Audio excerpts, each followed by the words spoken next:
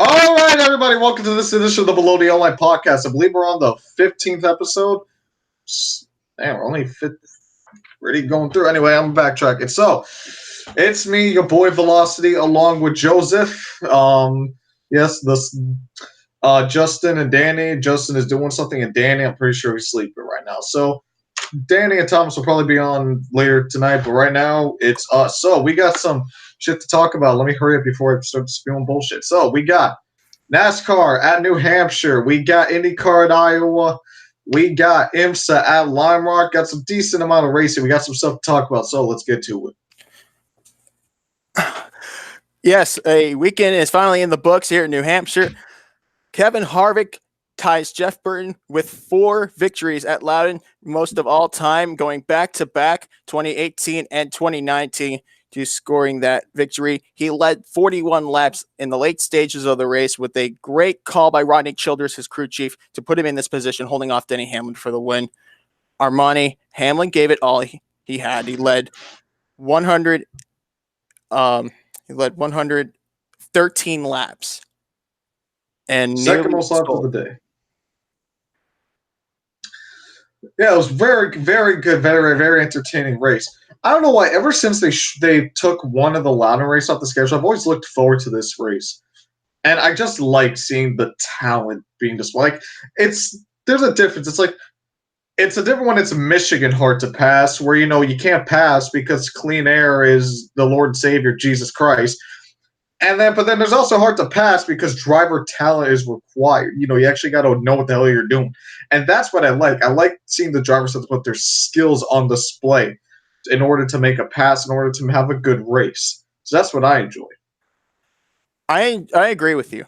But in New Hampshire, brakes are tested, tires are tested, and endurance is also tested. These drivers were in hot temperatures. We're talking past 100 Fahrenheit, and I can't calculate the Celsius just yet, but that's reaching like over 35 Celsius, 40, something like that. It's crazy hot, and the drivers had to endure the heat. And think about the crew chiefs and the fire suits they wear, having to be in such sweat for 3+ hours yesterday. They made it through, so give credit to them. Or you say something about the crew chiefs. Or you could just do what Cole Pern does and just wear a shirt. Cole Pern. Speaking of Cole Pern, he did an amazing job bringing Martin Truex Jr. back into the top 10 after the incident with Clint Bowyer. Oh, yeah. Truex had a 6th place finish. So good for I almost said Clint Bowyer. Clint Bowyer got 20th. What am I saying? Right. 6 cars went to the rear for going in backups, including the likes of Alex Bowman, who wrecked his backup car with a blown tire, Ryan Newman, Kyle Larson, and Denny Hamlin. Ed Hamlin. Hamlin, Newman, Larson, Bowman, and Byron. So it was them. Yeah. 5 drivers to the rear. 2 Hendrick, 1 Roush, 1 Ganassi, and 1... Did I ever say Gibbs? Yeah. Denny Hamlin. Yeah. To the rear. And all right, so let's give it a little rundown on how the race was, and then we'll give our thoughts on it. So, Brad, because I think, tell me if I'm wrong, but for IndyCar and the 2 NASCAR races, I think the leader got past. I think the leader failed to lead a single lap because Brad Keselowski, he was on pole. By the way, his first pole in over 69 races since like 2017, I think, in Michigan, if I'm not mistaken. So Brad Keselowski was on the pole, but Kyle Busch passed him on lap 1. In fact, he passed him like going into the second corner. So Kyle Busch, he was basically the dominant car for the first, for like the first 1.5 stages. He was the best car. Mm-hmm. He led the race high 118 laps. If I got it right here, yeah. Kyle Busch led a race high 118 laps. And the only real incident in stage 1 was Austin Dillon hit the wall. And, I mean, RCR just had a horrible day today in general. We'll get more to the other RCR driver, Daniel Hemrick, later on. But yeah, Austin Dillon hit the wall. He went multiple laps down. I think he finished somewhere in the 30s, like 34th or something. I'm not sure. 32nd. Oh, okay. That was close. All right, yeah, there's Danny. Here I am. Hello. How was your nap? I wasn't napping. I was busy doing something. I had to take care of something in the kitchen there for a minute, but All I'm right. here now. Okay. Must I Yeah, ask, we were- what's cooking? We got some curry chicken going. the door is right there. It's right there. Oh, dude, that's cool. Yeah, so Kyle Busch, other than that Austin Dillon spin, stage 1 was fairly clean. Yeah, Kyle Busch got the 7th stage win of the season. And Right. yeah, that's basically all for stage 1. Stage 2 was a lot more, started that chaotic and it started to ramp up. I got it here. So there was actually a decent amount. You got Clint Boyer and Truex got together in stage 2.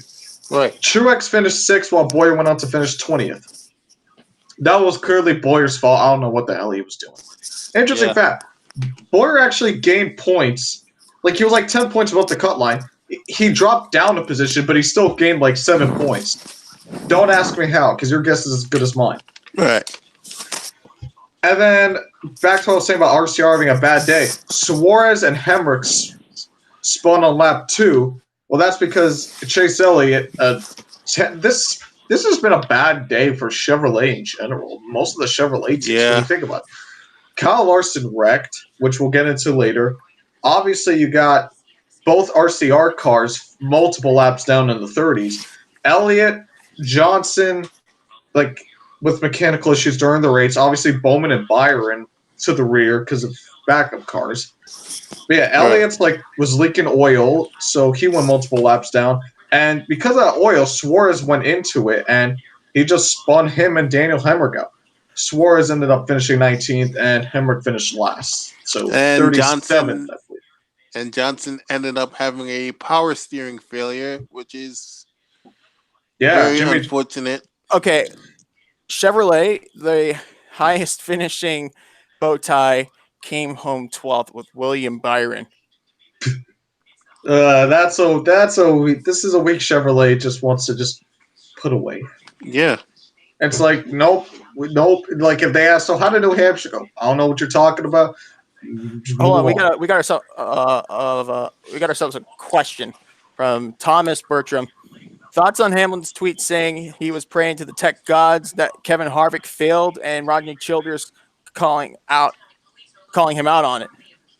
I think Hamlin was just joking. I mean, because Hamlin is interesting on Twitter. He is actually fairly funny on Twitter. I'm not gonna lie. But I think he was just messing around. He's like, all right, there's still a chance. There's still a chance.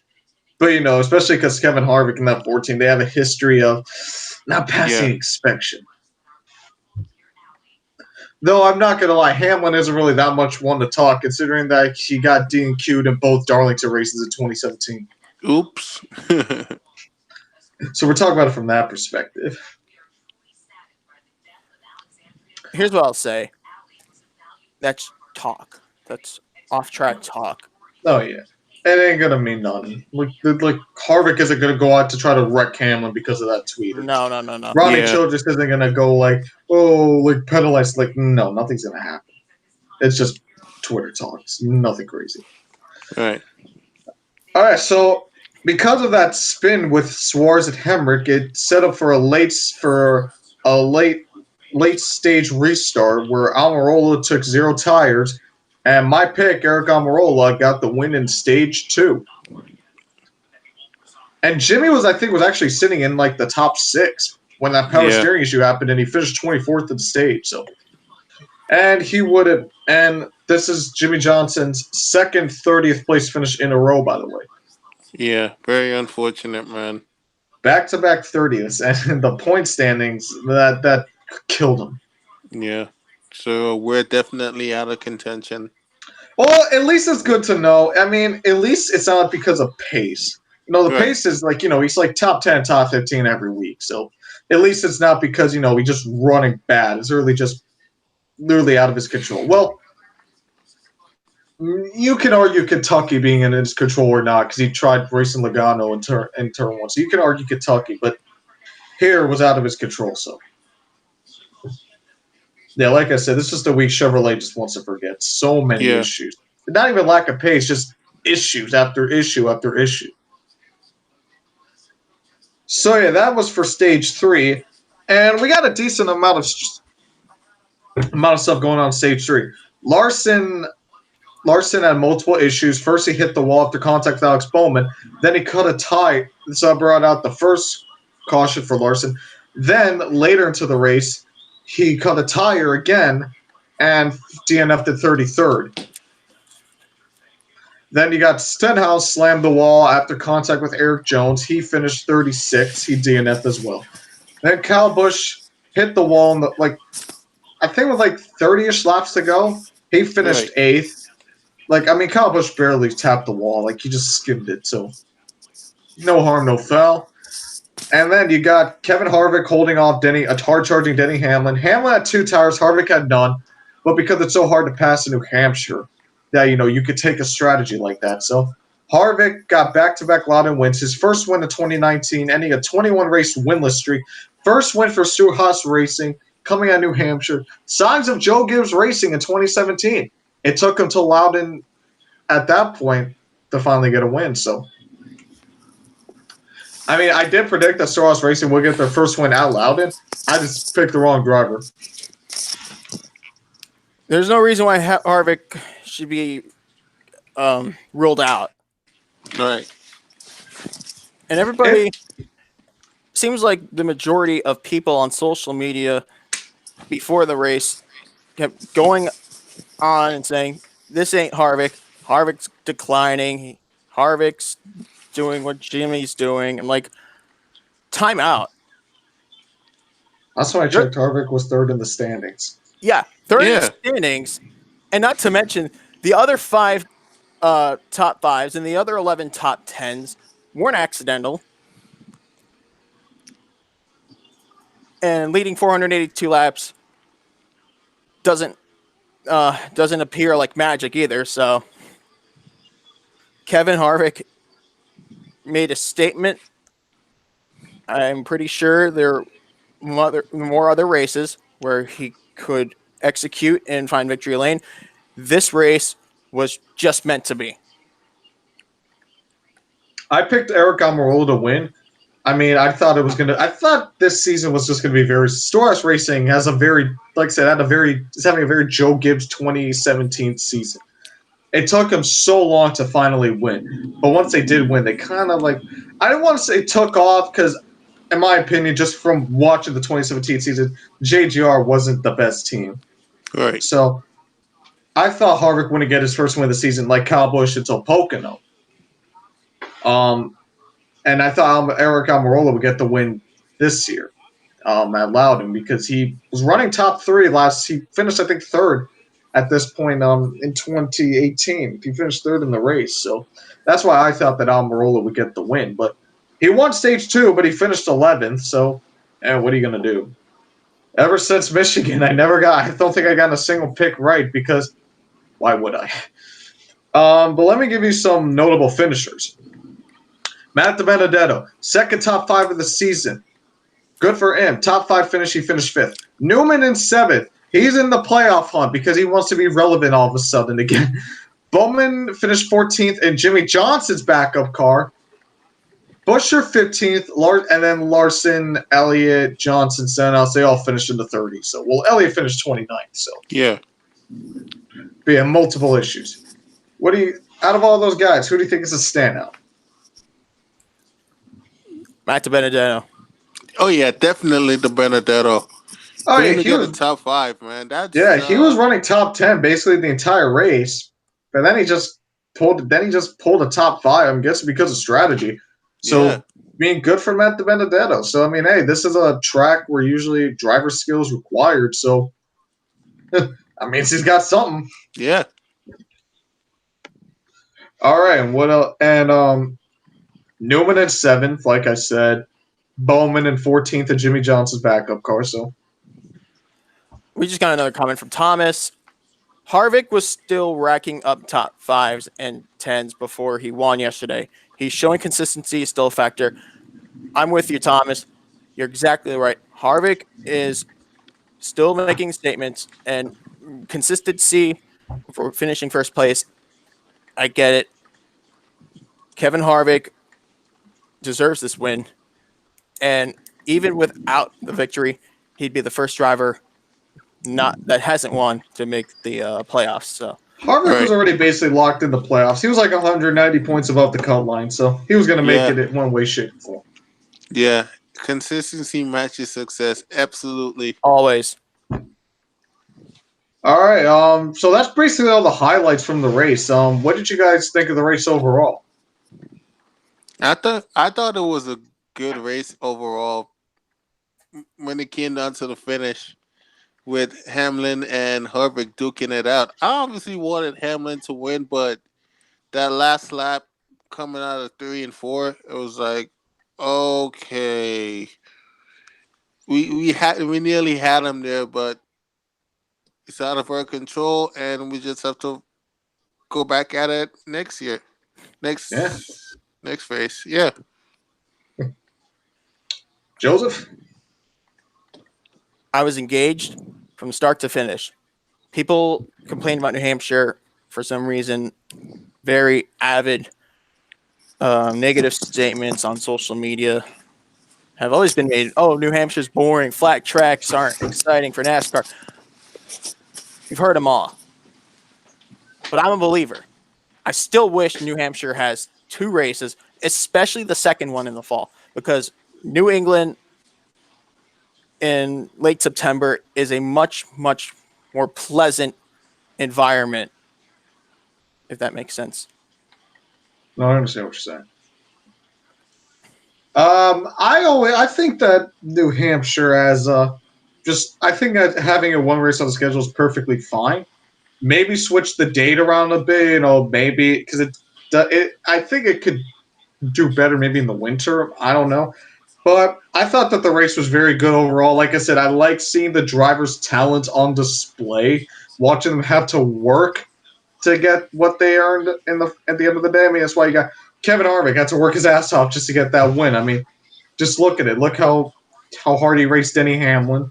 Denny Hamlin had to work his ass off just to get up to second again after only taking 2 tires. And Kyle Busch, coming back to an 8th place finish, Bowman to a 14th. It's stuff like this where you can truly see the driver's skill and talent on display. Tracks like this.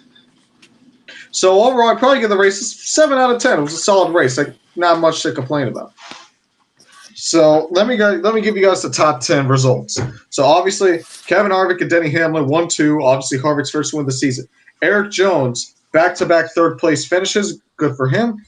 Ryan Blaney, Matt DiBenedetto round out the top 5. Then Truex, Newman, Kyle Busch, and then a pair of Penske's and Logano and Keselowski rounding up the top 10. My guy Keselowski finished 10th, so 10th top 10 of the season. And for those curious, Kyle Busch led the most laps, 118 laps, even though I put on the Twitter 113. My apologies. And our stage winners, stage 1 went to Kyle Busch, and stage 2 went to Aric Almirola. Yeah, Almirola, I'd say he's the underdog. Like, not too many people. Like, it's not common for him to perform at New Hampshire. But the stage win is valuable. It's a core key to make the playoffs. Even if you stay up for like 2 laps, sometimes it's worth it. But as for Almirola, he did finish outside the top 10 and 11th, but he got 44 points plus 1 playoff. That's extra valuable. And Danny begins to die from all the thunder in the background. And speaking of points, let me give you guys the point standing as they stand. As usual, I'll give you the top 10 in points, just for the people actually interested in the legit point standings. Then I'll give you the playoff grid, those who are locked in, those who are in on points, and the cutoff, 100 points in between.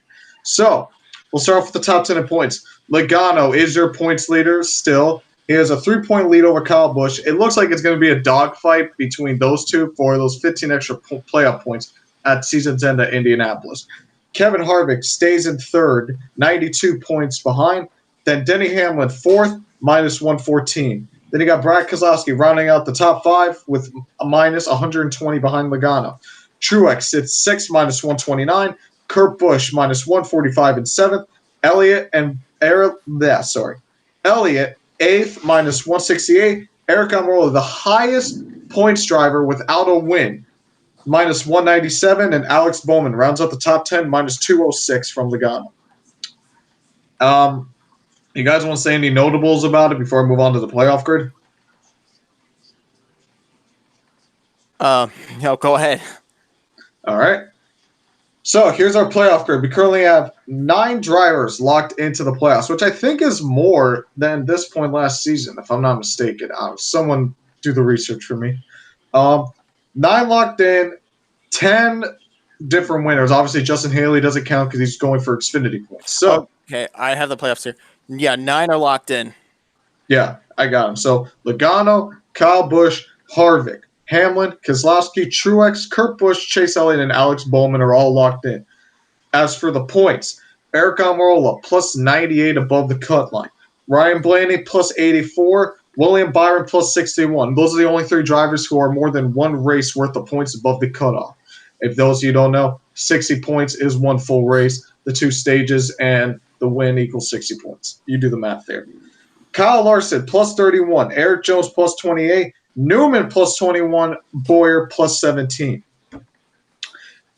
Now, let's get to the cutoff line. As usual, I always do the drivers who are 100 points from the cutoff line, just to round out from there. So, tied for 17th is Jimmy Johnson and Daniel Suarez. They are both minus 17 behind the cutoff.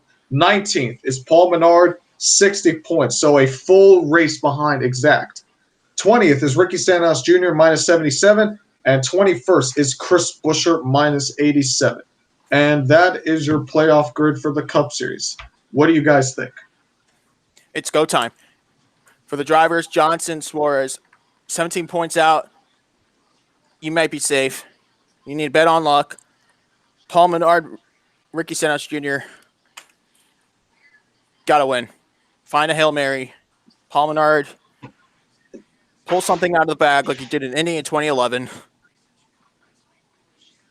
And if you're Newman, Bowyer, Jones, stay consistent. Consistency is all you got. But I do believe Eric Jones is one of the drivers near the end of the cutoff that can win. I can find a way to make it a victory lane. So don't look away from Jones, even after the inconsistency. And Pocono is a strong track for him. And then we go to Bristol, where he almost won driving for Furniture Row in 2017 before getting passed by Kyle Busch. That's a few races from now.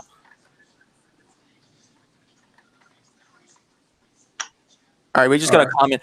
Thomas Bertram, Johnson is in serious trouble if they can't get him rolling and rack up some top 5s. I don't think he will make the playoffs.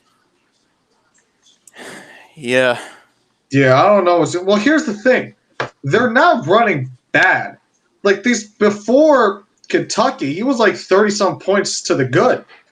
But obviously that spin at Kentucky, they can never recover. They finished 30th, and the mechanical issue, they finished 30th. It's like it seems like to be like what Daniel Suarez. They're not running bad, but they just have so much bad luck. Like these past 2 races, it kind of just dropped them off a cliff. So I think if Johnson can avoid the misfortunes, avoid the mechanical issues and stuff, I think he'll make his way back in because he runs better than Newman on a weekly basis. But when stuff goes, it seems like anytime Jimmy Johnson has an issue, Newman is always in the top 10. But when Jimmy doesn't have an issue, he's always beating Newman. I see what you mean. Ryan Newman and Jimmy Johnson, yeah, like they have their strengths, they have their weaknesses. Yeah, I had stepped out for a minute. I was sharing my dinner. A comment from Thomas that says Johnson is in serious trouble. If they can't get it rolling and rack up some top fives, I don't think he'll make the playoffs. Yeah, that's true. I don't see it happening. They're definitely not making the playoffs this year. And if they do, they end up getting knocked out of the first round as usual.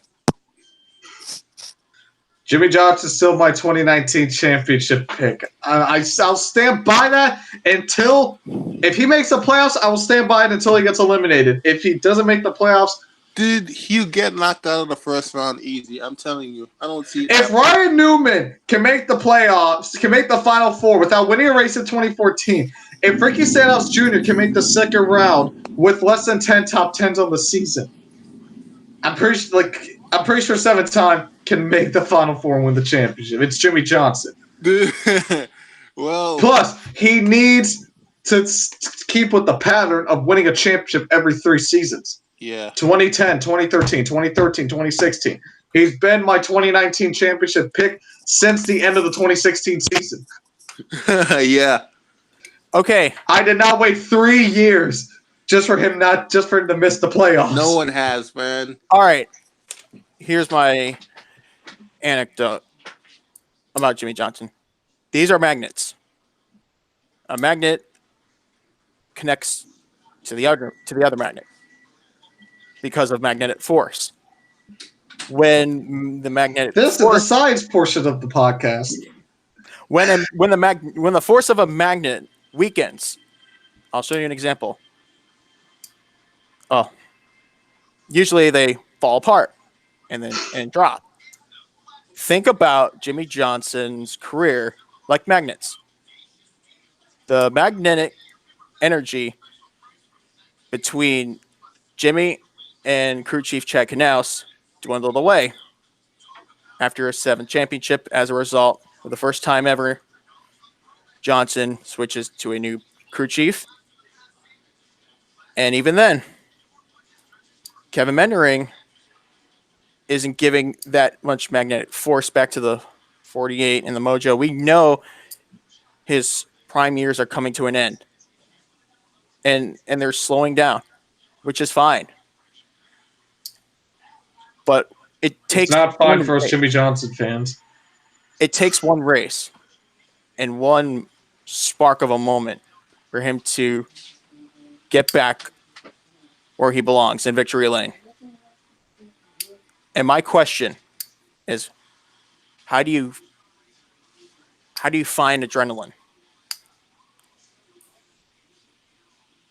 Because it's showing that Jimmy Johnson, look at Daytona, look at Chicago, even look at Kansas.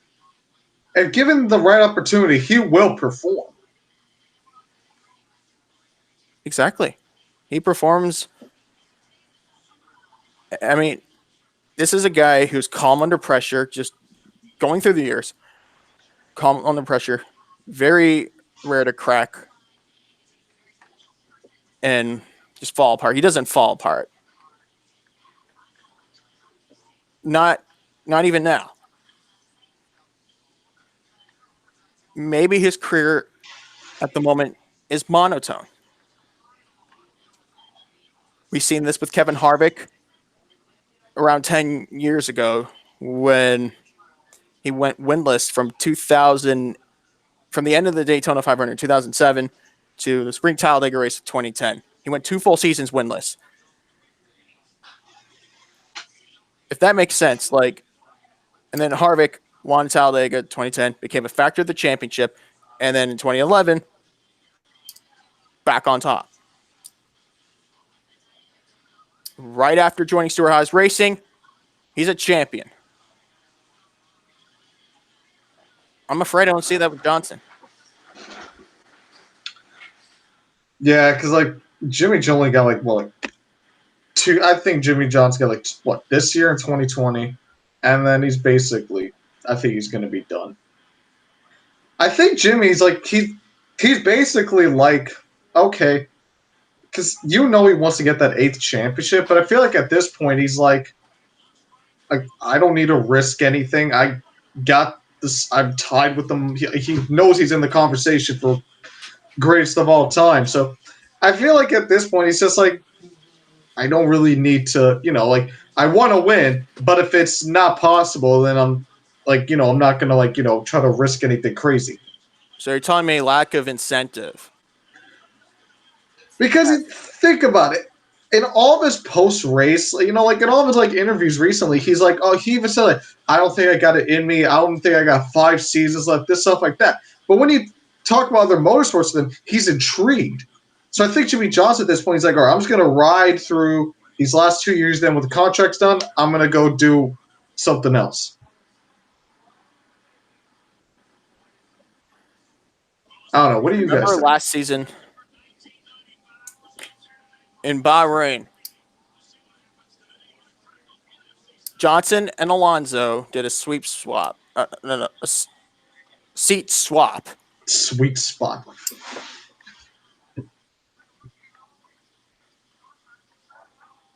And they were in Bahrain for just that. And I got to see Jimmy in a Formula One car, while Fernando Alonso, who just recently retired from F1, a 2-time world champion, going through the same stages as Johnson, that Johnson's going through right now in Formula One at the time. Don't they equate to each other? Well, you got a couple factors. Number one, Alonso was in a McLaren, and McLaren, even though they made massive improvements this year, they're not championship or winning potential. So there's different factors here and there based on the series that they're in. Because Alonso, if Alonso didn't really have the incentive to win, then he wouldn't go to like the World Endurable. I could see the similarities, but I think that it's more or less for Alonso, more or less due to the equipment was holding him back. Whereas Johnson, it just seems like the incentive isn't necessarily there. Because you saw, I guarantee you, if McLaren was like in 2019, where they're they're the best of the midfield, like they were in 2018, Fernando would still be in F1. In my opinion. You're right. But we'll talk about F1 more when we get into when a driver's in the waning years of a career. One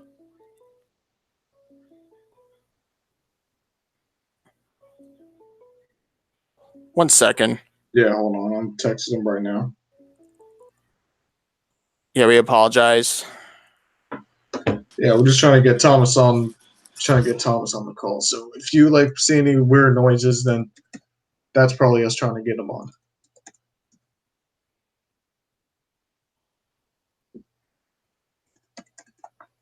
But yeah, going back to Jimmie Johnson, what a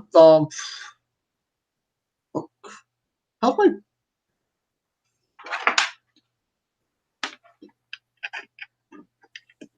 Hold on. God, I don't understand this laptop sometimes. This thing drains battery really quickly. Anyway, back to what I was saying. So there's also Daniel. What about Daniel Suarez? I think out of all of them, if you had to choose on more, I guess, pressure, I think Daniel Suarez would probably be number 1. Because when you think about it, no one's going to care if Newman makes the playoffs or not. Eric Jones, I think that he's going to make it in, even though a decent chunk of me thinks that he still won't. Larson, he's if Larson doesn't make the playoffs, people kind of expect just how inconsistent that he's been. Yeah. Jimmy, I think Jimmy and Eric Jones have the two most. Jimmy and Daniel Suarez have the most pressure, because Jimmy, because Jimmy, it's and then if he misses the playoffs, then everybody is going to say, yeah, Jimmy's done. His career's over. Well, with Daniel Suarez, if he doesn't make the playoffs, there's a very, very good chance he doesn't go back to that 41 next year. Yeah, I hear you. He's 18th in points, 17 tied with Johnson. Now, granted, he's only that low because of bad. He's like bad luck recently, like at Sonoma, like at Daytona, and like here at Loudon. So I mean, when Suarez is given the opportunity, he can perform. Like he will like be a playoff contender. But if he doesn't make it, I don't see him going to Stewart-Haas. I think they'll easily put Cole Custer in that 41, and then Suarez, he'll probably be out of NASCAR. Unless Stewart-Haas decides to drop him down the Xfinity Series, it's like, okay, you need to work something out. Yeah, I hear you, man. When is the breaking point? That's a key question. Where does trying to find the word. Where does like the owner come in and say, that's it, new driver? And I don't know. Like, here's the thing though, because like it's only Suarez's first season. It's only his first season with Stewart-Haas Racing. But at the same time, it's like you got Cole Custer. If they didn't have Cole Custer, if Cole Custer was a rookie, they'd probably still keep Suarez. But because Cole Custer is finally dominating Xfinity, they won again to the Cup Series. So I think it's going to be between. I think whichever Stewart-Haas Racing driver doesn't make, because I think one Stewart-Haas Racing driver will miss the playoffs. Whichever one doesn't make it, they'll be gone by next year. But to be fair, they had Danica Patrick, who did little to nothing compared to Daniel Suarez for 5 years. Well, yeah, I mean, but that was more due to like Gene Haas. Like Tony Stewart did not want Danica, and I don't think they're going to make that same mistake again. But Daniel Suarez is much more competitive. I'm a believer. He might win. I'm a believer in Suarez. I want Suarez to succeed. He's one of my favorite drivers, but it's your third season. You failed to miss the playoffs in JGR equipment twice. If you can't do it a third time, and granted, Stewart-Haas Racing hasn't been the best this season, but still, if you're getting beaten by a Roush Fenway car, if you're going to be by Ganassi, if you're going to be by Hendrick, when Stewart-Haas was the bet, when the 41 at this point in the season, yeah, they didn't have a win, but they were like top 10 in points. They were good. Now they're on the outside looking in. And like I said, I know that the reason he's outside the cutoff line is because he's had bad luck. He's now running bad. It's bad luck that's caused him to have these bad finishes. Yeah. So I think Suarez will make it back in. I think that Suarez will be in the playoffs. The question is, who's he going to kick out? Because like I said before, one Stewart-Haas Racing driver, well, I think you already know my answer on which Stewart-Haas Racing drivers I'm making the playoffs. Consider I said Suarez will make it in. I think it might just be Bowyer. Yeah, I don't think Bowyer. I think Bowyer's going to be out of the 14 this year because it's like he's the easiest option. I mean, you're not going to kick out Kevin Harvick. I mean, he already has a contract since I think 2021. I mean, Bowyer, he's been all right in Stewart-Haas Racing equipment, but it's like if he misses the playoffs, he's gone, in my opinion. Right. And also Bowyer's first season was 2006, so who knows how much longer he has in NASCAR, to be honest. Yeah, so that was our cup analysis. That went a little longer than expected, honestly. Excuse me. Sorry. So yeah, that went a little longer than expected. So we'll move on to the Xfinity Series race at Loudon. The Rockstar 200. So we got a decent chunk to talk about. It was less eventful. So Cole Custer was on pole, and like the Cup Series, Christopher Bell passed him on lap 1. So two Ford Mustangs getting passed by a JGR Toyota on lap 1. And there wasn't really that much going on in stage 1 in turn. Well, it had drama, but it didn't have really a lot of chaos. The only real thing that happened in stage 1 is John Hunter Nemechek slammed the wall on lap 33, which resulted in DNFing. My pick, of course, DNFs, because why can't I? Because why would I be able to have nice things? So that's set up for a late stage restart. Brandon Jones on old tires, which longtime viewers know, I despise Brandon Jones. Anyone who knows me, who knows I like racing, one of the number one things they all know is that I despise Brandon Jones. But I'll give credit where credit's due. He held off a bunch of drivers with better tires, and he took the stage 1 win, his first stage win of, I believe, the season. So I'll give credit where credit is due. Good job, Brandon Jones. Now just actually be consistent and compete for wins and not be on the bottom of the playoff grid while your teammate is near the points lead. So yeah, that was stage 1. And then there was stage 2 was as clean as it could get. Christopher Bell, I believe, led from beginning to end of stage 2. And a decent amount happened in stage 3. You got Noah Gragson spinning on lap 142, which brought a caution. You got Menard wrecking Harrison Burton on lap 155, which resulted in Burton finishing 29th and DNFing. Menard finished top 5, so really no damage to Menard.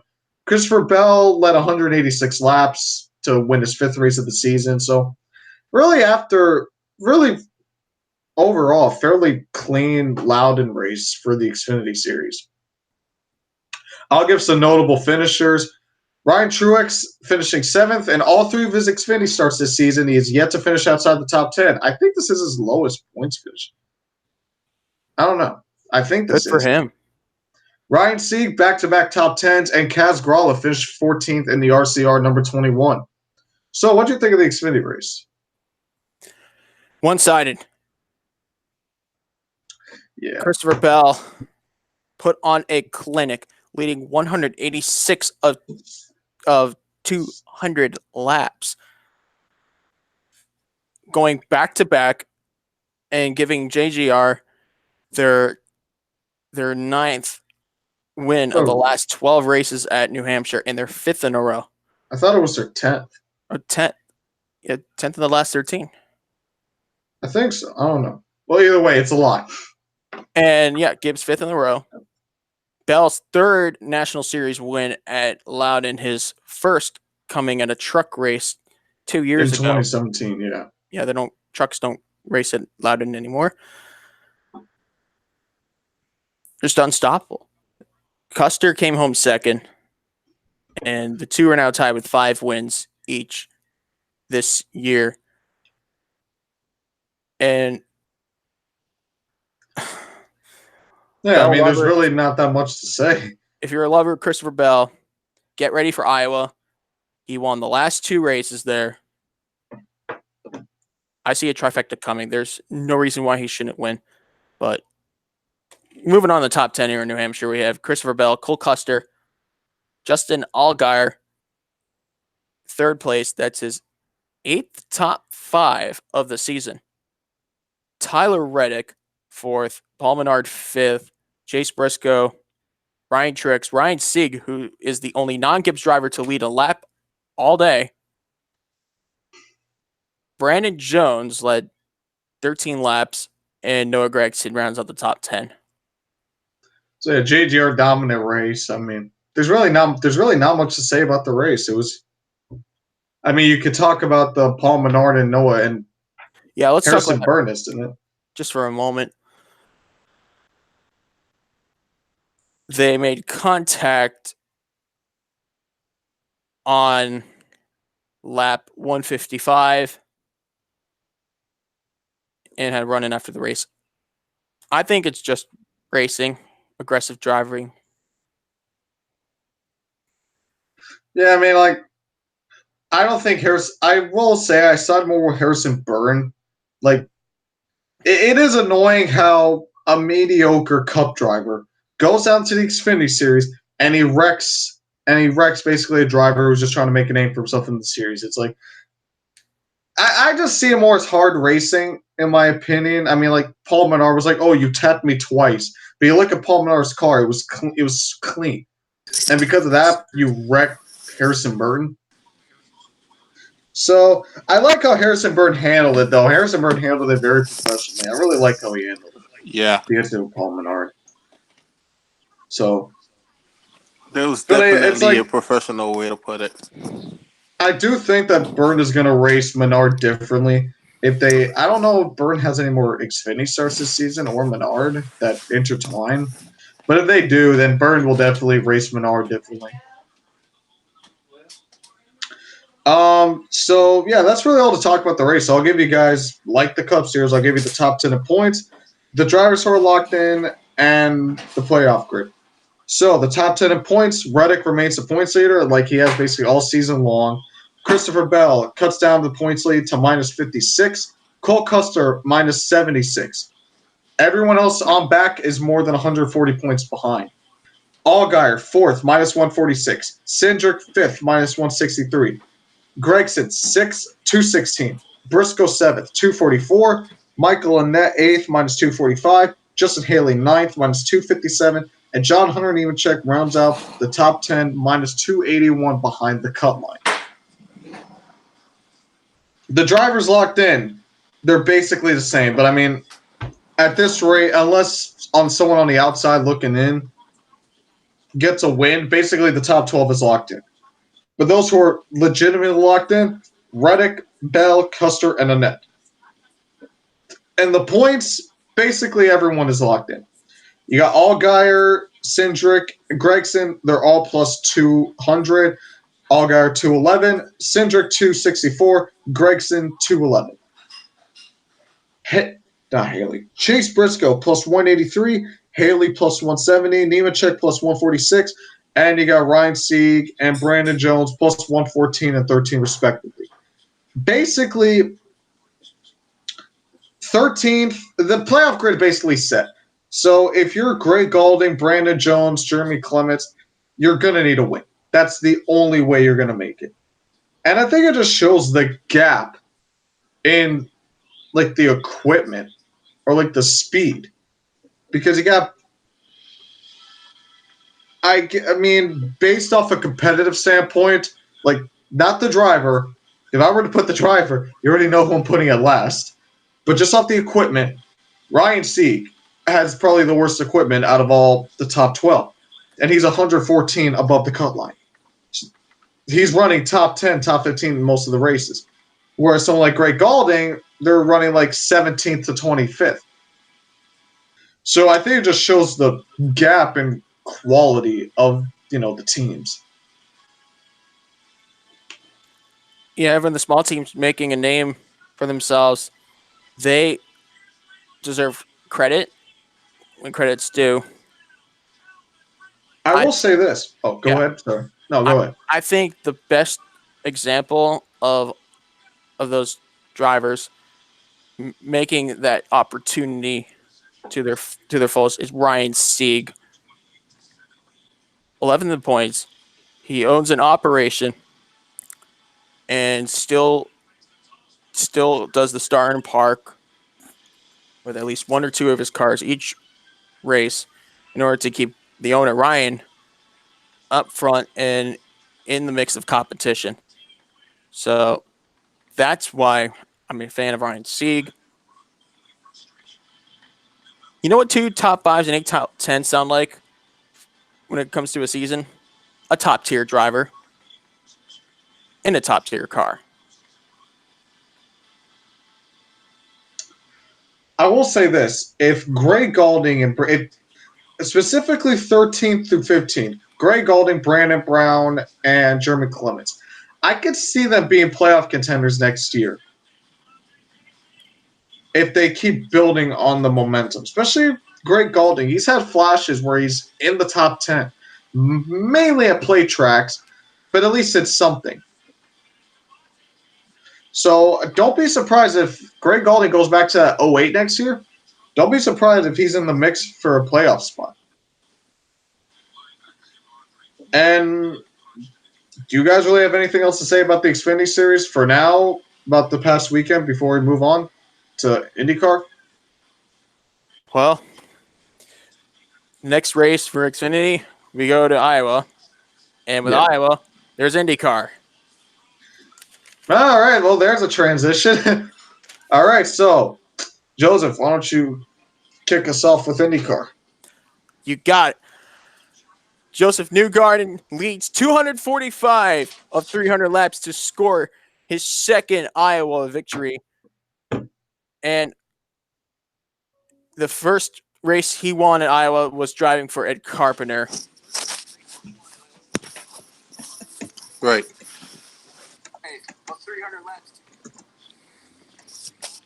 Newgarden extends his points lead 29 over Alexander Rossi. But here's the top 10 at Iowa while we run things down here. Brought to you by Will Racing Media. Yeah. Joseph Newgarden scoring the win. Scott Dixon being the bridesmaid once again. James Hinchcliffe, the Canadian two-time winner, finishes third. Simon Pagenaud, the pole sitter, led only 2 laps to finish fourth. Spencer Pigot, driving Ed Carpenter's number 21 to a 5th place result.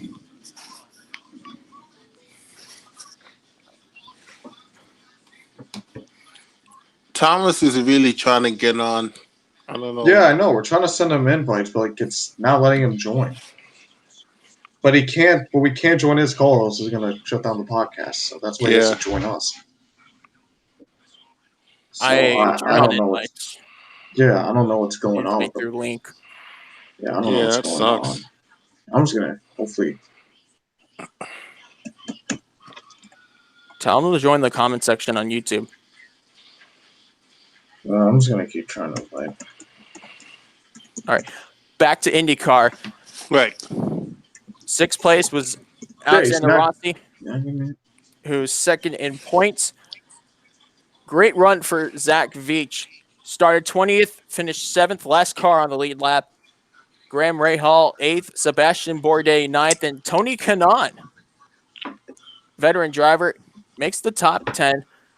So let's get into some of the notables. There we go. Finally. 20 years of trying. 20 years of frustration. We finally got it to work. There's always every time we got a podcast, there's always some issue with this damn call. Yeah. There you go. I don't know. Finally. Do you have anybody down on pit road shaking your hand? The Daytona 500's ours. We won it. We won it. We won it. There you go. You know what? Just because he said that, I'm going to go wear my Dale Earnhardt shirt. So you guys keep talking about Iowa. Yeah.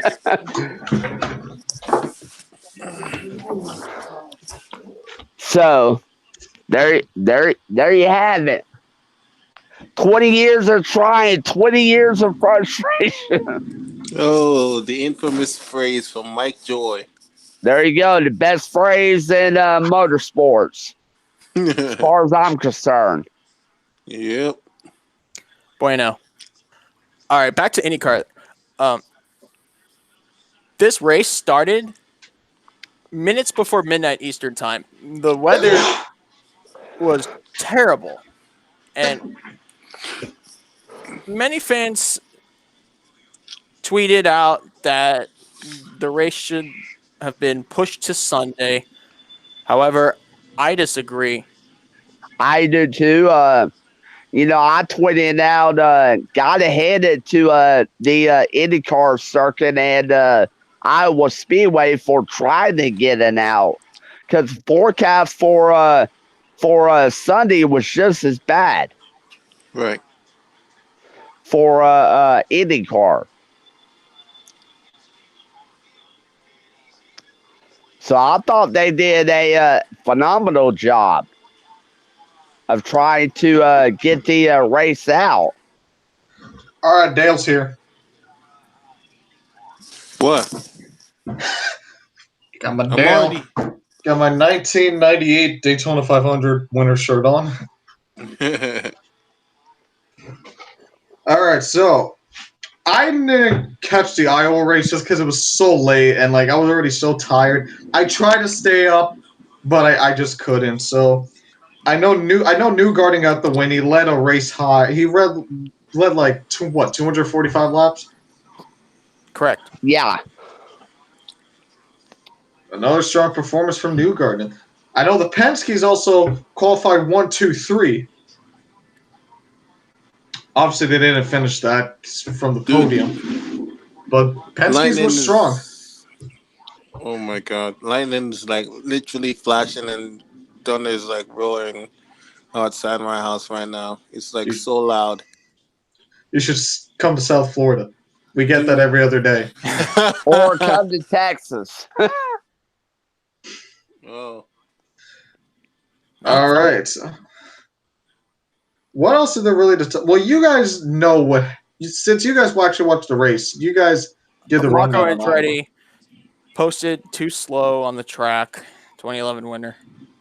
You know, I kind of mentioned the fact over Twitter is Marco Andretti the next is the Paul Menard of IndyCar. Dude, that's a very good question. Oh yeah, definitely.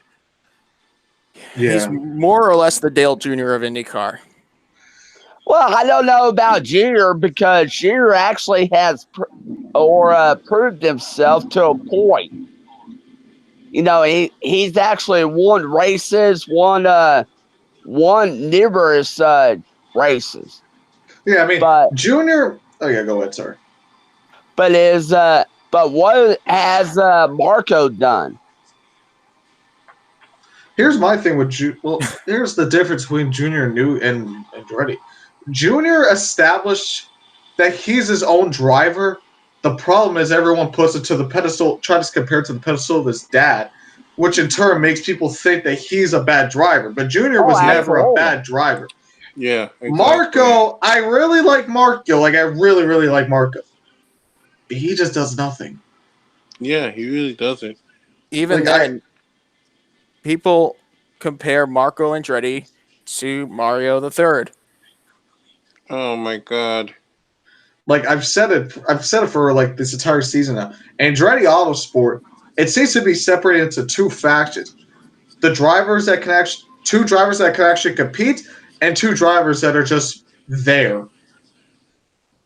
Like you got Rossi and Hunter Ray who actually compete for wins and championships, and then you got Veach and Andretti who are just, I hate to use the word, but they're, especially for Marco, because I really like Marco, but they're field fillers.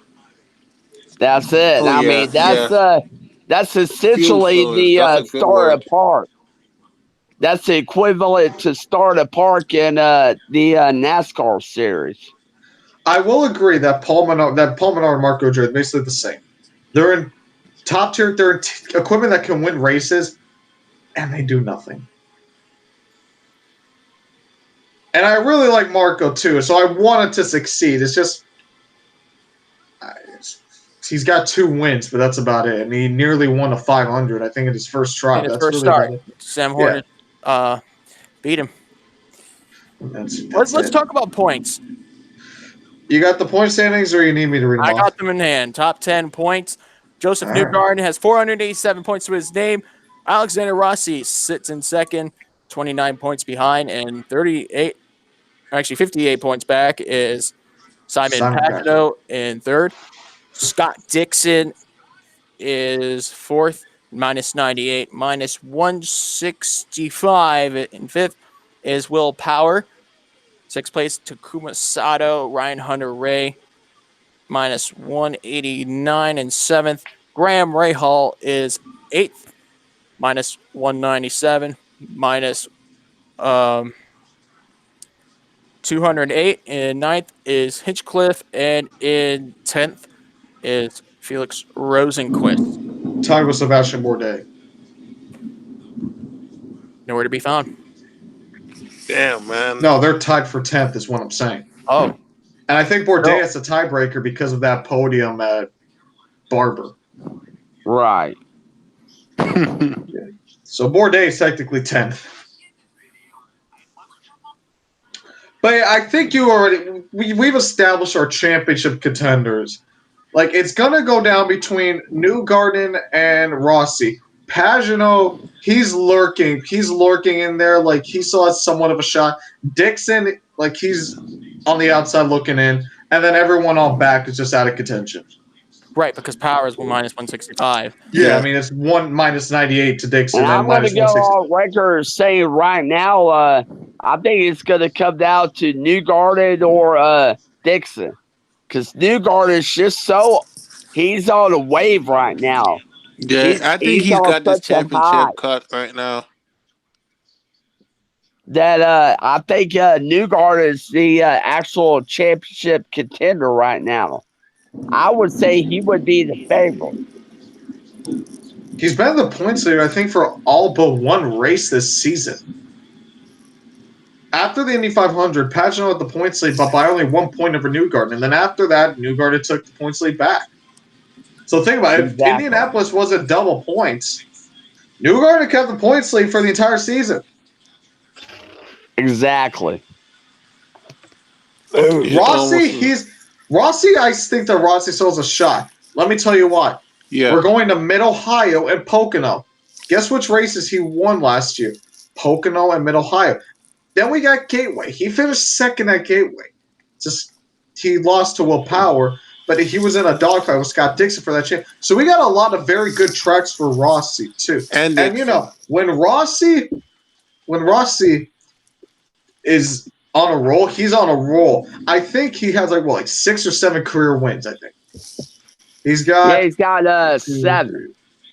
Yeah, he's got 7 career wins, and I think most of them he's had a lead of he's won the race by over 20 seconds. So when Rossi needs to, put on a performance, he will put it on. He's, in my opinion, the most dominant driver in the field just because of how he wins. Absolutely. It's not how much he wins, it's by how much he wins. Yeah. Or like the gap that he wins. I mean, like when Newgarden, when Dixon, when Patrick, when they win, it's like, okay, yeah, they won by they won by maybe at most 4 or 5 seconds. Which, don't get me wrong, that's still a good gap.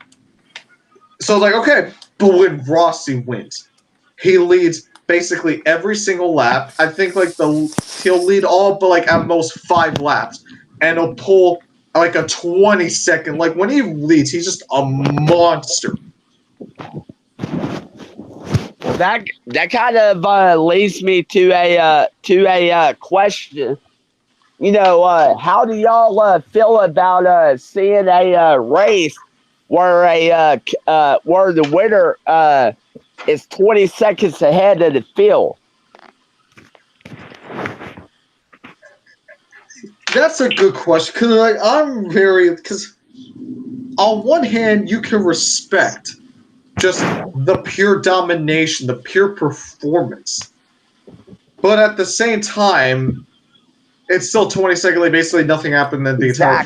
The way I say it depends on how they dominate. Well, if it's like with an Alexander Rossi, sorry for interrupting, but if it's like an Alexander Rossi where it's like he's just that it's because of the driver and the team, then it's like okay, you could get behind it. But if it's like just a deviate to NASCAR just a little bit, like Michigan earlier this year, where Logano basically led all the laps, more or less just because of aerodynamics, then it's like that. It's like, no. But going back to IndyCar, we're going to say it IndyCar, where it's like with Rossi, where, it's because of the team and the driver just that much dominant, then it's like, okay, you could get behind it.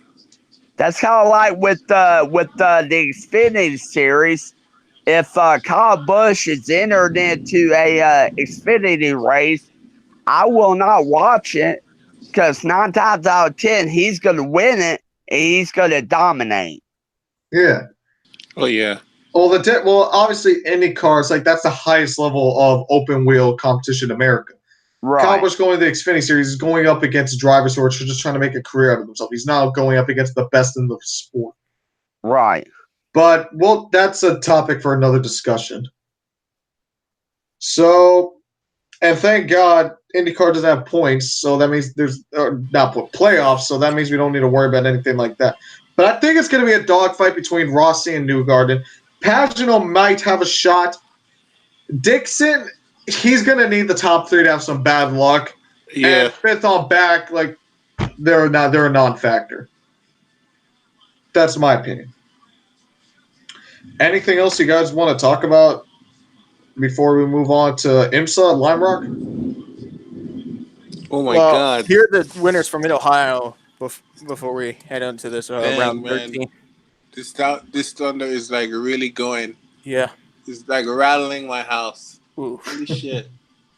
So as for Mid Ohio, the current drivers that have the most wins, Scott Dixon, the only driver more than one win currently in the 2019 IndyCar grid. The rest have one each. Charlie Kimball, Graham Rahal, Simon Pagenaud, Joseph Newgarden, and Alexander Rossi, which was last year. First race was 1980, won by Johnny Rutherford. It's this weekend. Yeah, we'll go more into our Mid Ohio picks later into the podcast. We'll go into all our picks in general later into the podcast. All right, so let's move on to IMSA at Lime Rock. The number 67 Chip Ganassi 4GT had a great battle in the closing minutes with the Porsche 912. They eventually got around the Porsche 912, and they took the Lime Rock victory in that throwback paint scheme. That's for GTLM and the overall race. And for GTD, Larry pointed this out to me. I accidentally called the Meyer-Shank car a Lexus when it's an Acura. So my apologies on that one. But yeah, those two were battling it also all race. There was great battles. This was a very entertaining race to watch. Yeah. Like a side-by-side finish at GTD between the number 9 Porsche and the number 86 Meyer-Shank Racing Acura. The number 9 Porsche got the better edge of the Meyer-Shank Acura by I think 3 or 4 100ths of a second. Like I said, it was a side-by-side finish. So I thoroughly enjoyed that race. I thought it was fantastic. I really like these short sprint IMSA races where, they're not like 12 hours or 24 hours. I like these short sprint races where, it's like they're just going after it from to drop the green flag. So what did you guys think of the race, if you see it?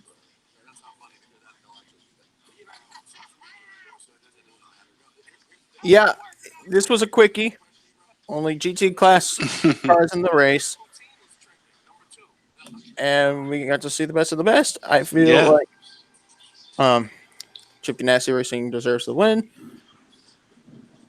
Porsche were tough to beat.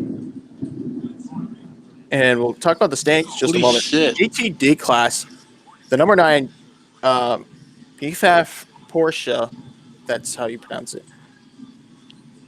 passes the number 86. They pass the number 86 Meyer-Shank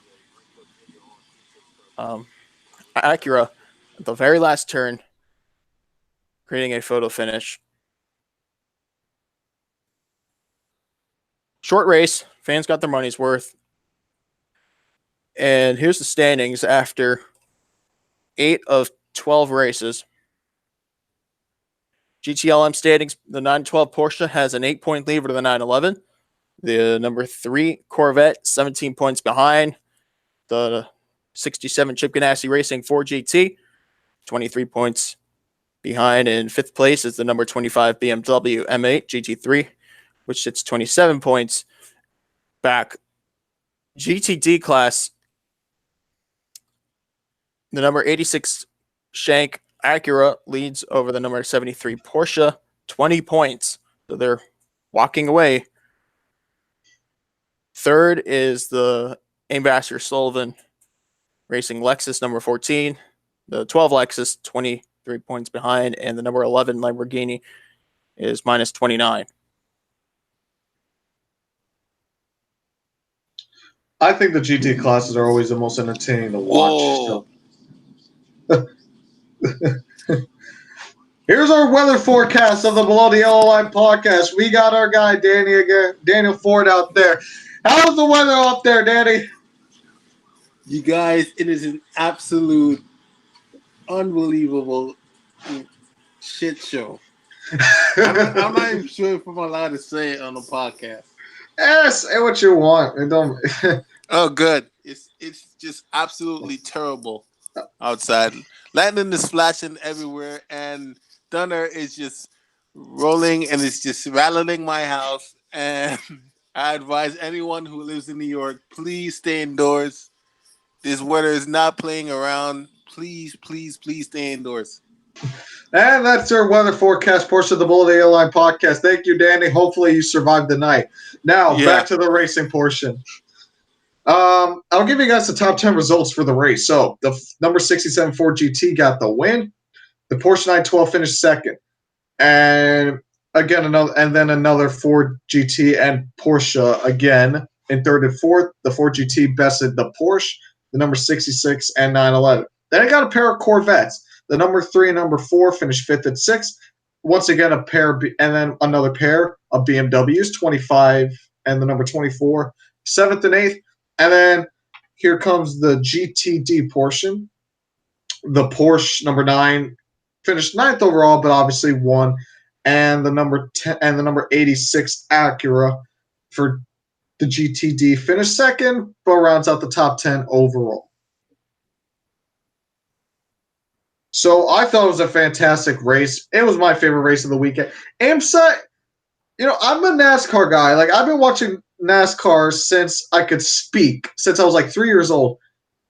But IMSA, I never get bored. Like, I never want to turn off the TV. It's not like let's say we go to Pocono or Michigan. It's just dreadful.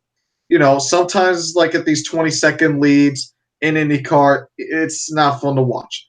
But with IMSA, I don't know what it is. Maybe it's the multi-class. Maybe it's all like the cars, but I'm just never bored.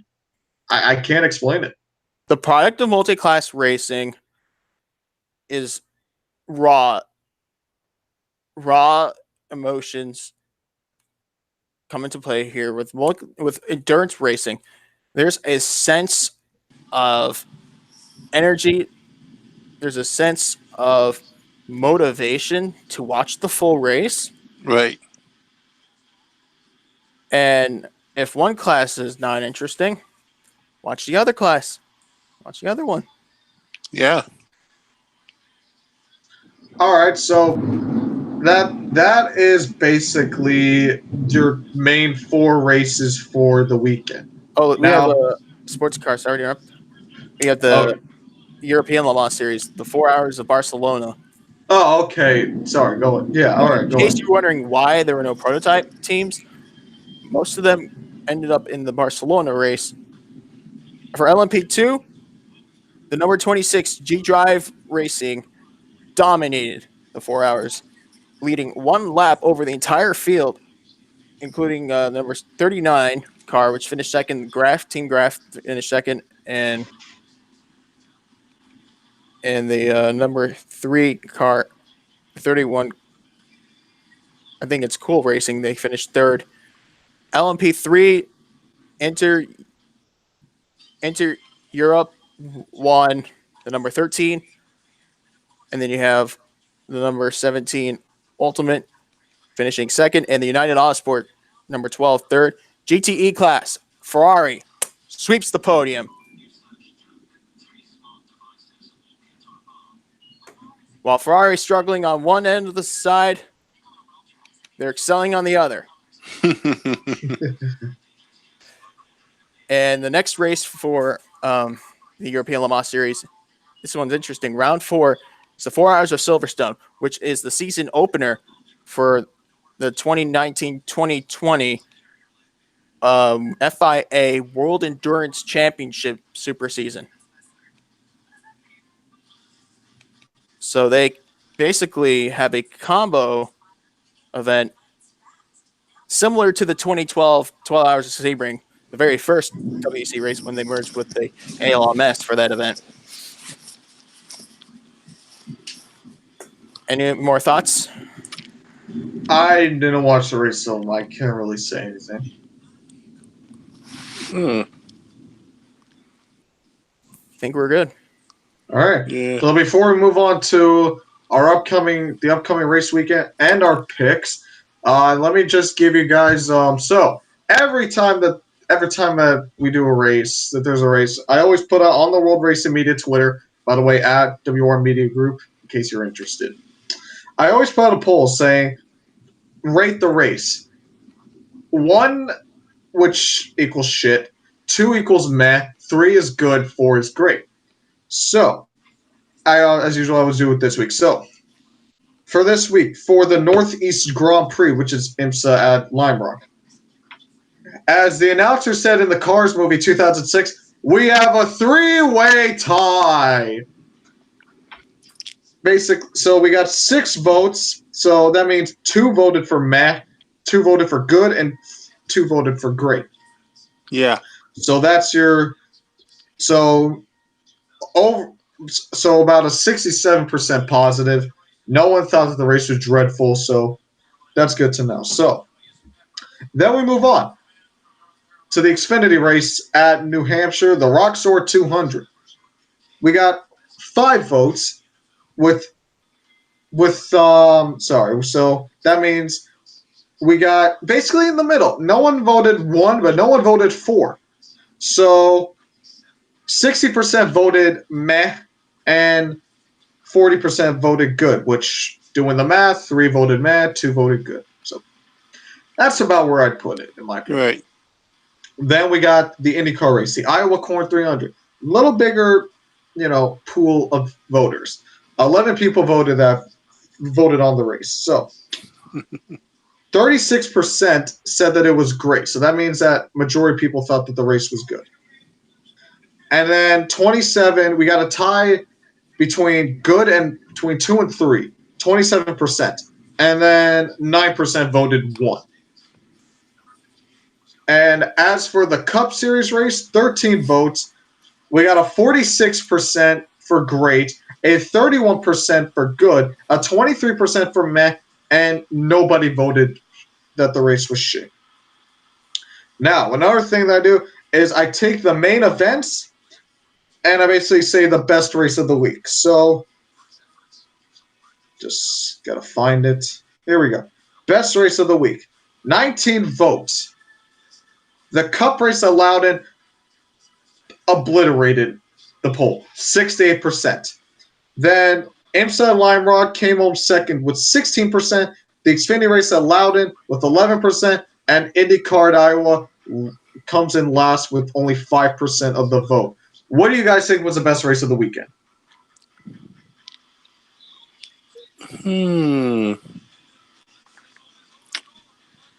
Gosh, man, I'm gonna say this a right tough now. one. The Cup race at New Hampshire was by far best race of the weekend. Yeah, I gotta say, People who sorry to interrupt. People who trash the track. I keep telling you, rethink it. What were you saying, Dan? I was saying, I gotta go with the race at Iowa in the IndyCar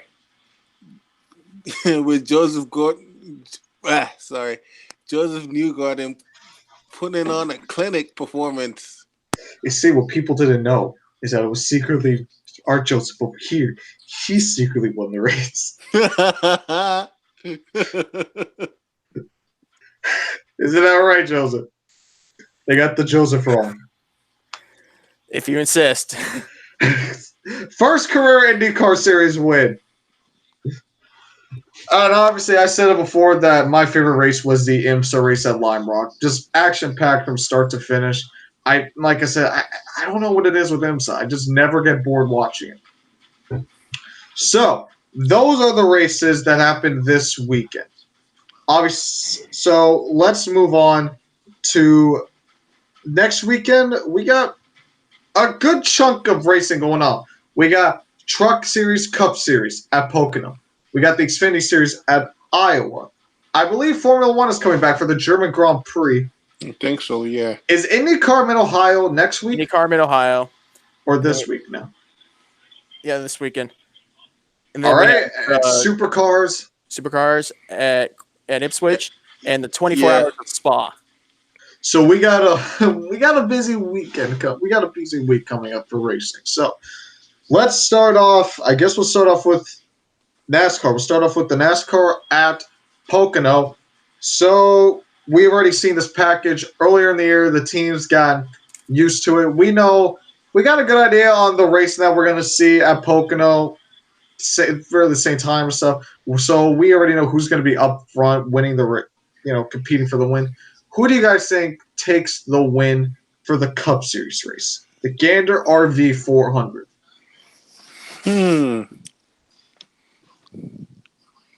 Again, dang, man.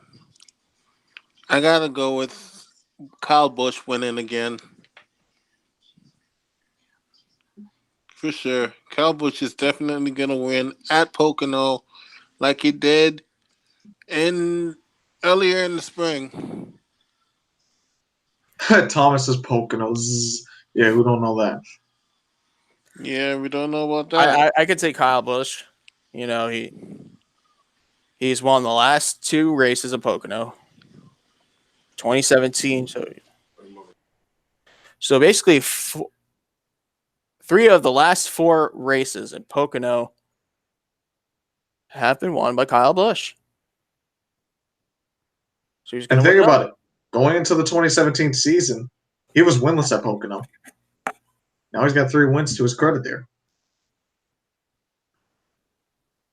So that's your pick, Kyle Busch, Joseph? Sir, yes, sir. All right.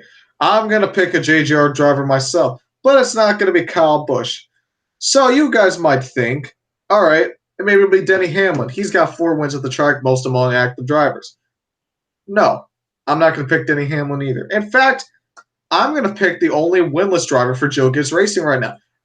Eric Jones is going to get his first win of 2019, his second career win at Pocono. And by the way, just to make it a little bit spicy, all right, Justin, you're in the comments. Justin, do you need an invite before we continue? Oh, either way. Keep talking. So, all right, so I probably should have mentioned it before we made our picks, but we decided to make a little bit of a game between us here at World Racing Media. So we're doing this thing for the rest of the season called the World Racing Media Championship, where for our picks, if our picks make – so I'm just going to describe based off the format. Okay, so like stage racing, if you don't finish in the top 10, you don't get any points. 10, first place is 10, 10th is 1 point. Well, we're basically doing like a little game here for our picks for the motorsports. So if you get the most points from your picks that you get at motorsport season's end, which I believe is the Formula One race at Abu Dhabi, if I'm not mistaken, you win the championship basically. So let's say, for example, for Pocono, your guys' picks, Kyle Busch, let's say he gets 8th. He'll get 3 points. And my picker, Jonesy, gets 9th. Second, he gets 9 points. So yeah, basically, this is what we're doing for all motorsports. This is a fun little game for us here at World Racing Media. And because this is like a little portion for NASCAR. If your driver wins a stage, he gets a point, an extra point. So let's say like Eric Almirola last week. He finished 11th, but he got a stage win, so I gained a point from that. So that's a little game that we decided to come up with here at World Racing Media. We just came up with it today. So, it's a little more fun, gives us more incentive to, make different picks and stuff like that. So I just wanted to throw it out there before I forget. So, yeah. Now, let's move on to the Truck Series race at Pocono. Who do you guys think is going to win? Oh, man. Pocono is a KPM playground. I honestly, I've got Grant Enfinger winning a Pocono. I know it seems like a long shot, but that's just how I see it. I see him winning. Here's the thing: Todd Gilliland and Harrison Burton, lackluster. Thomas Bertram says Matt Crafton.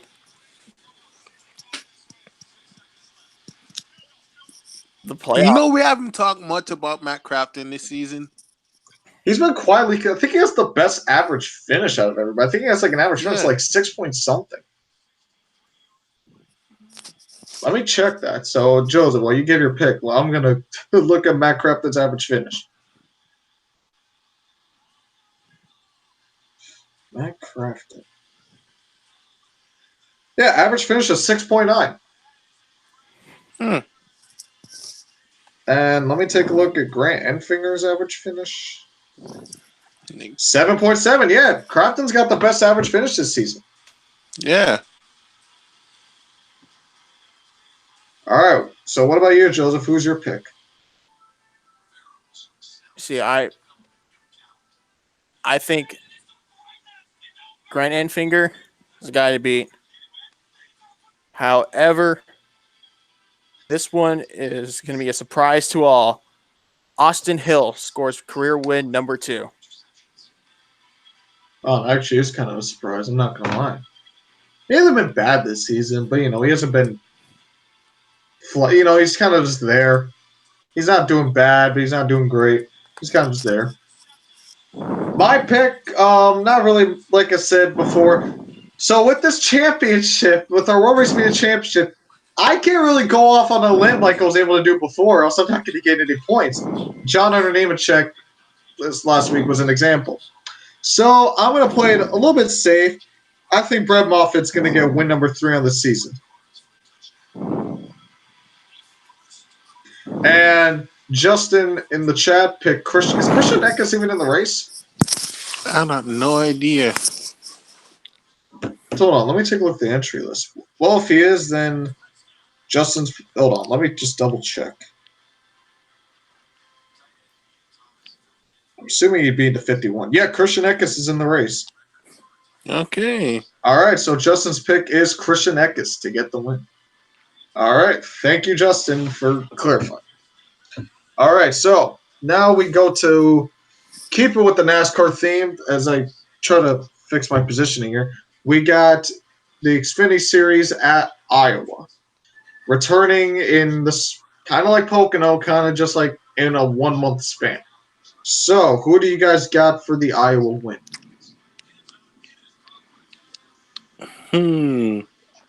Can Christopher Bell do it again at Iowa? My answer is yes.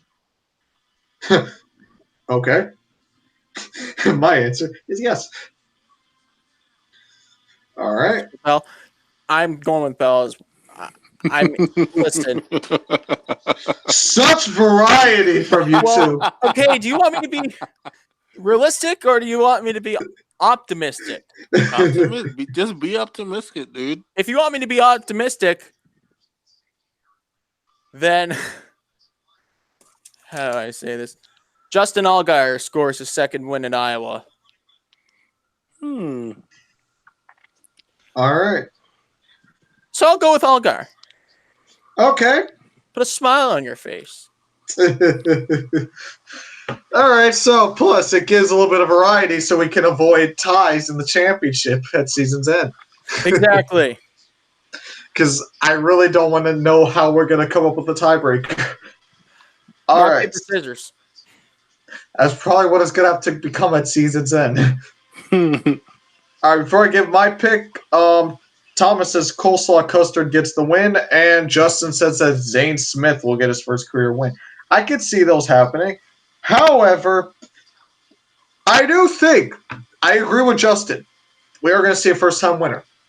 I agree with Justin. It will come from the junior motorsports camp. I think you know where I'm going with this. Noah Gragson is going to get his first career win at Iowa. And we're finally going to get some damn variety in the Xfinity Series this season.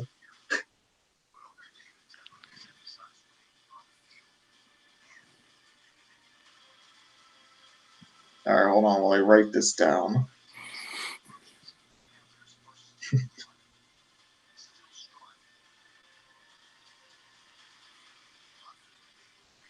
Okay, so that's basically all for NASCAR. Hold on, give me literally 1 second.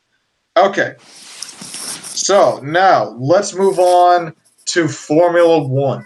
After its 2-week hiatus, it returns for the German Grand Prix at the Hockenheim Ring, where Lewis Hamilton captured the win after Sebastian Vettel's mistake resulting in a DNF. So, who do you guys think will take the win in the German Grand Prix? I have a feeling there's going to be a lot of variety because there's always so much variety in our Formula One picks. See, And I honestly got a feeling that Sebastian Vettel is going to snap that winless streak and get it done at his home track. All right. What about you, Joseph? Justin's got Lewis Hamilton again. I can't blame him. This is basically the Lewis Hamilton series. see, Lewis Hamilton won that race. He shouldn't have. Vettel threw it in the garbage. I think that Lewis Hamilton's going to go back-to-back and score his 5th German Grand Prix, breaking Schumacher's record of 4 wins, the most of all time in the German Grand Prix. This is regardless of the track. Nürburgring, Hockenheim. So Hamilton's going to win. Can you have 2 picks? It's Formula One, so for Formula One, okay, look, guys. okay, no, okay, look. For Formula, try not to do it for any other series, but because of it's Formula One, because we only get at best 3 winners a season. We'll let it slide for Formula One. Okay. All right. What about Charles Leclerc? Charles Leclerc? All right, so are you changing your pick or are you gonna stick with Lewis I'm Hamilton? staying with Hamilton. Okay. All right, so here's a little something. You guys are gonna think that I'm on drugs or drunk. Or on weed? Exactly. You're gonna be saying this. So look who finished 4th last race. He finished 7th the race prior, and he finished 10th the race prior to that. 10th to 7th, 7th to 4th.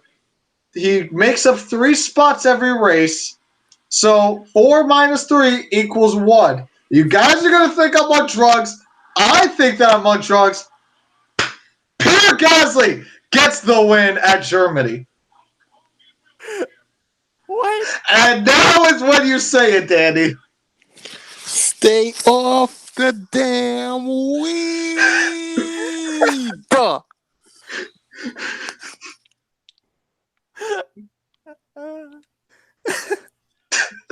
Joseph, you like my pick, I see.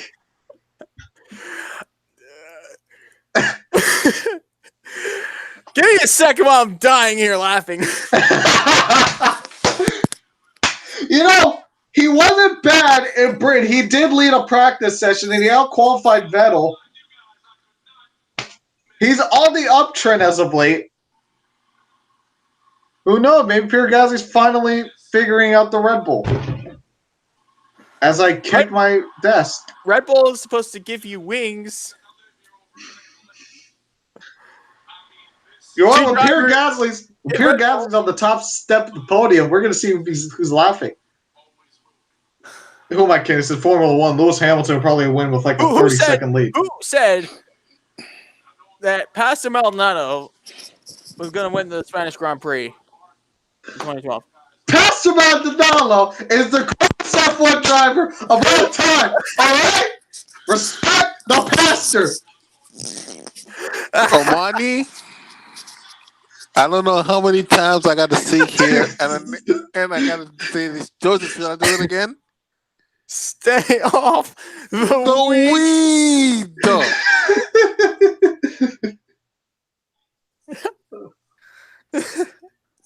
I think Joseph is actually going to die because of my pick. No.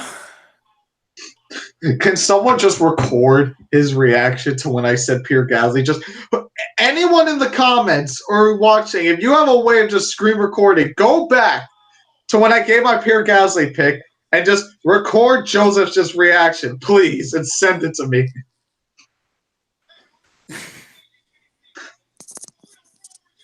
Oh, that's fun. All right, so now we'll move on to IndyCar at Mid-Ohio. Who do you guys have taking the win?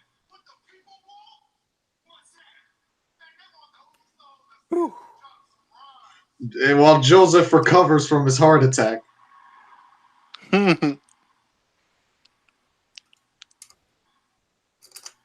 Rossi, Newgarden, just looking in the chat. Bertram.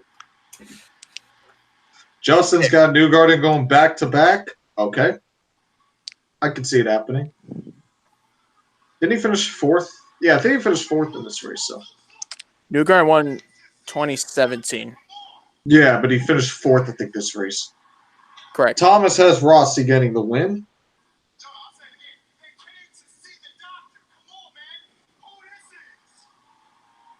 I'm going to go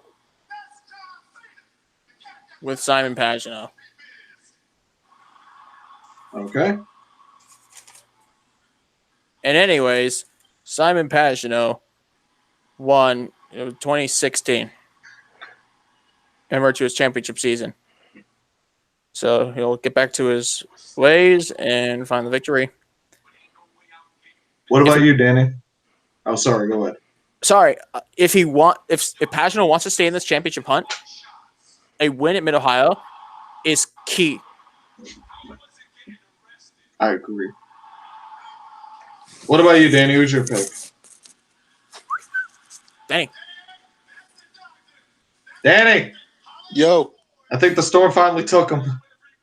Oh my God. Who's your Mid-Ohio pick? I got Dixon again. I'm a Dixon You're just gonna fan keep for- picking. You're just gonna keep picking Dixon until he wins, doesn't he? Yep. If that was the case, I'd pick Brad Keselowski or Jimmy Johnson every week. Anyway, so my pick. So I don't know if you could deem this one as so out of the woods, but Mid-Ohio. You know what's track and shows a lot of similarities to? Barber. You know who's good at Barber? You know, you got Newgarden, you got Power, you even got Bourdais. However, I think that we're not gonna see a new winner. We're gonna have the same amount of winners at the end of the Mid-Ohio race. One driver is gonna get their second win of the season. He's out of the championship hunt, but still for glory. Takuma Sato will get the win. Now tell me, Joseph, Sato. what do you see happening? Sato or Gasly winning? I see Sato winning. Takuma Sato winning a race is something that sounds way more realistic than Pierre Gasly winning a Grand Prix. Yeah, you won't be saying that when he wins. If he wins. No, he's gonna do it. You're a believer, okay? And yet Charles Leclerc will stay winless because Listen, Ferrari. if Spire Motorsports can win a race before Stuart Haas, I think Pierre Gasly has a decent shot at getting a win. Hey. Justin, tell me in the comments. What do you think about Pierre Amani. Gasly's chance? Yeah, go ahead. Amani, hold on. You were saying something about Ferrari and Charles Leclerc. Say it again, Joseph. They're going to win. Not because of one thing. Hey, let's say it, Danny. Come on, let's say it. Let's say it. Come on.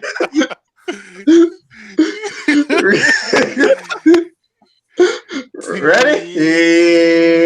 Borders. And funny, I'm actually writing my philosophical paper on team orders and in the notes. To do with or not to do with, that is the question of team The orders. ethics of Grand Prix racing, the culture, the ethical culture of acceptance in team orders in Grand Prix racing Gasly has a better chance of getting struck by lightning before winning Grand Prix, what Thomas just said.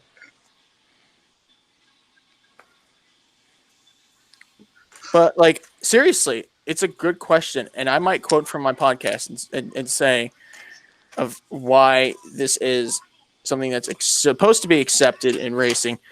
If we look at Germany 9 years ago in 2010, we had the infamous Ferrari incident with the famous lines, Fernando is faster than you, which spewed controversy, and team orders was repealed after that. Yeah, sad, ain't it? Sad, but at the same time, remember what happened just 2 years before the incident in Germany 2010? Red Renault, Crashgate, 2008 scandal. Mick Thomas, yeah. All right, so let's move on to supercars. Scott McLaughlin's winning. I think everyone here can agree with that. Moving on. Best believe he's gonna win. Or if Chaz Mostert puts up a challenge and challenges him for that win. Okay, you know what I said in F1 is the only exception where we can make the same picks? Yeah. I forgot about supercars, so we're going to make that exception too. Scott McLaughlin. Okay, now here's the thing. You know Chaz Mostert has a few wins, right? Chaz thought, well, he's winless in 2018, you mean? Monster, wait. He hasn't won this year, has he? He has, yeah. Was it Perth? that's Coulthard and- Perth, Adelaide, and I think... No, I think he won Adelaide. Yeah, he won Adelaide. He did win Adelaide. Which one? And... Wait, no. McLaughlin won No, Adelaide. No. McLaughlin won every race at Adelaide except for... No. Melbourne. Monster won at Albert Park. McLaughlin winning basically everything? Who would have known? What a fuck it. Okay. But to be honest, only 2 Holden wins have come from the guy who won overall in Ipswich last year. Shane Van Gisbergen is the only driver to get a Holden in the top step of the podium. I don't know about Win Cup. Still looks to be unstable to me. I think if I have the notes.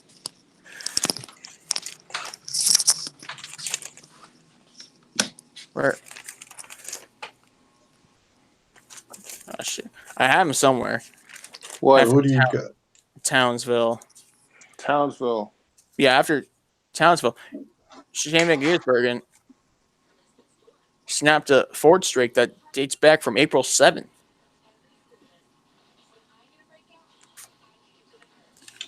But like, I'm trying to find it. I had the notes somewhere. So is your pick someone who isn't McLaughlin? Okay, my pick. If I go with Fabian Coulthard, here's the problem. I don't know. I feel like Coulthard's too secondary compared to McLaughlin. McLaughlin.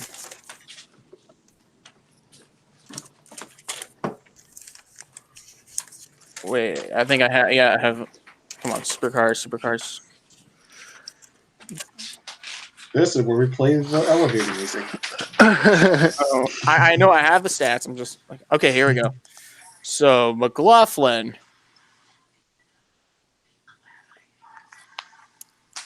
He messed up on race 2, of course, thanks to David Reynolds. David Reynolds usually comes into the realm when it's when the moment's ready. I think David Reynolds is going to win at Ipswich. Sorry, Dan. But David Reynolds' move at Townsville was okay. because at least we got to see a new winner. Just kidding. All right. Oh boy. So we got the 3 NASCAR series covered: IndyCar, Supercars, Formula One. What else is there? Some That's miscellaneous events. We had some other stuff that took place this past Isn't the 24 Hours of Spa this week? this weekend. But let's talk about some of the events that took place this past weekend outside of the main series. Starting with the Kings Royal and Supercross or motocross. So Kings Royal at Eldora, the famed event, was won by Brad Sweet for the second time in his career, breaking Donnie Scott's 3-year streak at Eldora. 63-year-old Sammy Swindell won the pole. Yeah. So Brad Sweet still showing his talents in the dirt. Now into dirt. From dirt to dirt bikes, we go to Spring Creek for the motocross. Round 8 of 12. Cooper Webb sweeps both motos to winning in this KTM. Zach Osborne finished second, fourth, and third in his motos in the Husqvarna. Kawasaki with Eli Tomac in third. Marvin Musquin comes home fourth overall, third and seventh in his motos in the KTM. And a Honda in fifth with Ken Roxon, an abysmal 14th in his first moto, second in the number 2 moto. And after 8 races, Eli Tomac has 342 points in the lead. Marvin Musquin second. He has 304 points. Ken Roxon third with 293 points. Cooper Webb in fourth with 288 points claimed. And Anderson is fifth with 272. The next race we have is in Washougal this weekend for rounds 9 of 12. And then for more miscellaneous events, let's talk about the Spa 24 hours real quick. What are the expectations for GT3 teams? Like, this is an area I don't really know about, so you guys have to tell me. Yeah, me neither. I mean, most of the GTD guys, they run in. So there's 74 entries in the 24 hours of Spa. Is Meyer Shank in the race? No, but Acura as well. And by the way, here's something funny. Black Falcon. I'm pulling up the entry list right now. Black Falcon has anime livery on their cars. Oh, great! Gotta point it out. Oh no. Well, All right. I already know. Yeah, if I see that on the screen, I'm changing the channel. Yep. All right. So I'm just looking at the teams. Audi Sport and Sorry, Slap Shoes. Audi Sport coming in. You have Dries Vantour, Frank Stimpler, Alex Riberas. Those are the guys that won the Nürburgring 24 hours. They're in the race. Black Falcon has the Mercedes AMGs. Let's see. Well, I don't really have a pick, so I don't know if you two got a pick. How about Bentley? Bentley Team M Sport usually has speed early in the race. I'm getting back from last year, and then they fell back later in the stages of the race. Wait, there's stages? No.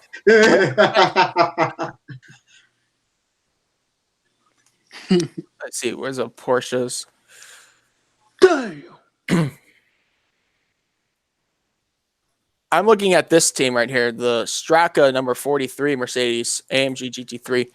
Listen to these names: Richard Highstand, Christina Nielsen, David Fumarelli, and Jack Hawksworth. Or you can look at the 42 BMW, which has John Edwards, Martin Tomczyk, Augusto Farfus. Of course, they run in the IMSA WeatherTech series. What about Ferrari? You got AF Corsa, number 51 and 52. Of course, AF those guys, they won the 24 Hours of Le Mans and the GTE Pro class.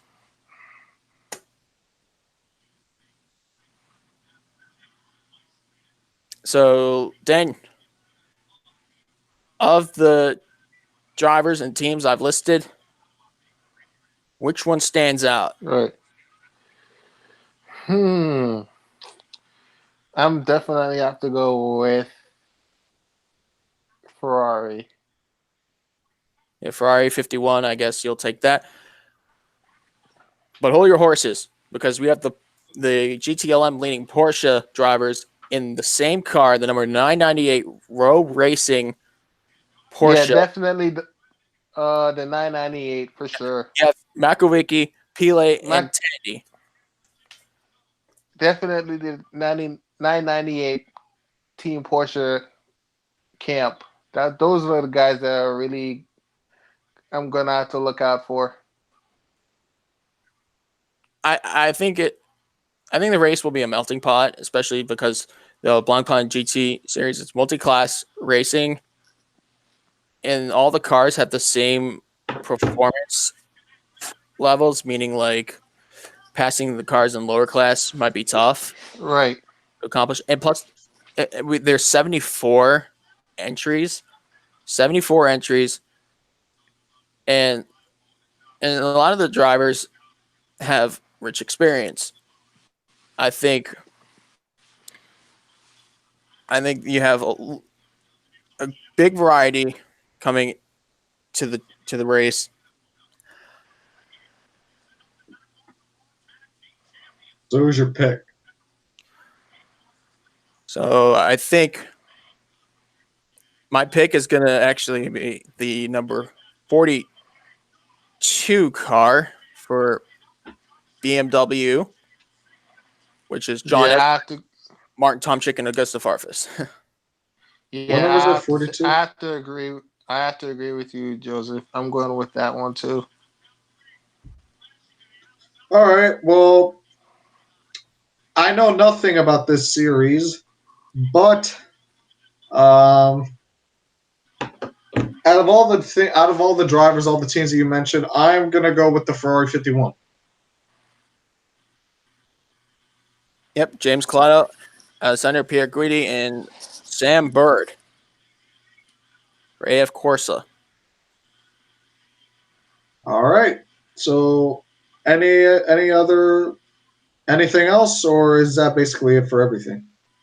Let's go back to the German Grand Prix for a moment. Okay. What do you want to talk about? Notable events. Remember 1976? You've seen the movie Rush. The Nürburgring race from the 76 German Grand Prix was the plot twisting moment. The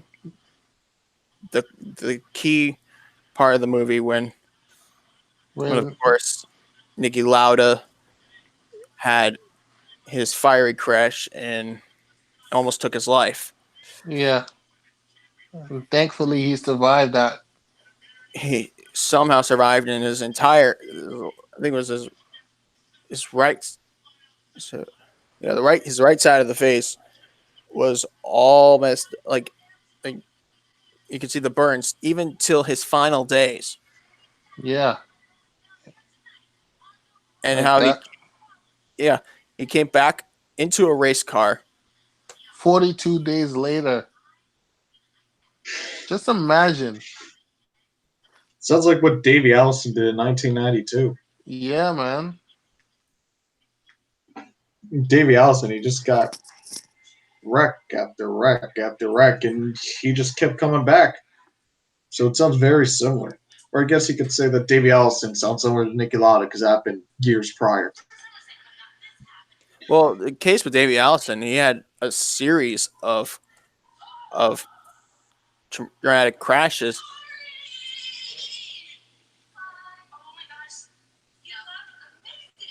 I think in 1977, remember the first race in Hockenheim since 1970, that was Niki Lauda winning the German Grand Prix. 1 year later. And after 76, they F1 they stopped racing at the Nordschleife ever since, and has only used the Grand Prix circuit. Oh yeah. Justin mentioned Arca Pocono, so I guess we'll give our picks for that one. Who do you guys got?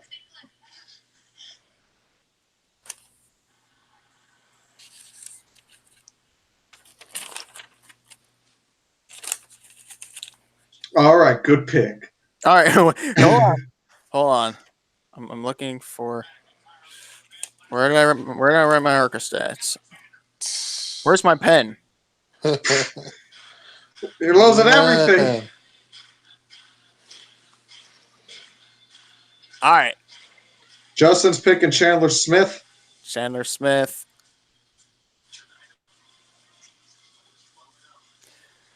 Thomas said anybody in a Venerati Motorsports car. Unless Ty Majeski's in the race. Yeah. I might go with the easy pick, Michael Self. But I'm looking for standings. I had the standings written down somewhere. What about you, Danny? Who's your pick? I have the standings. For Arca? Yes. I'm gonna have to go with Ty Majeski. Corey Heim is on the 22. Yes, I remember that Snapchat. Oh man. Yeah, the 22 of Corey. Corey Heim. So his you're last picking name? him?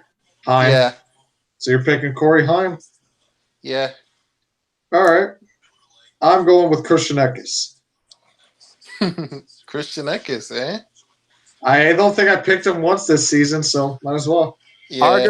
Arca, Haley Deegan made her Arca debut already. She's run. She's run like 3 or 4 races, I think. Yeah, one of them came at Pocono.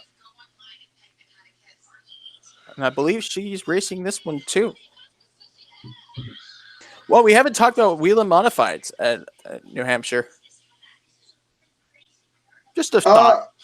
Yeah, I mean, I saw the finish. I mean, yeah, it was a good finish. I mean, well, it was like 3. It was a 3 wide for the win. So, yeah, Modified's always big in New Hampshire. She's actually no. Justin said she's at Iowa.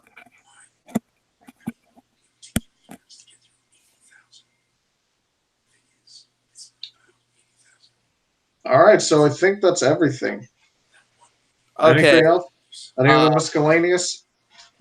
Miscellaneous. No, Chandler not really. At Iowa. Oh, the points. I'll talk about Chandler Smith just now. He scored his 4th win of 2019. Now, here's the top 5 in points. Michael Self is in the points lead. Second place is Brett Holmes, minus 90. And third place, minus 105, Christian Eckes. Fourth place is Travis Braden, minus 120. And fifth in points is what's his name? Joe Graff. Minus the guy who DNQ'd in an RCR car. Yeah.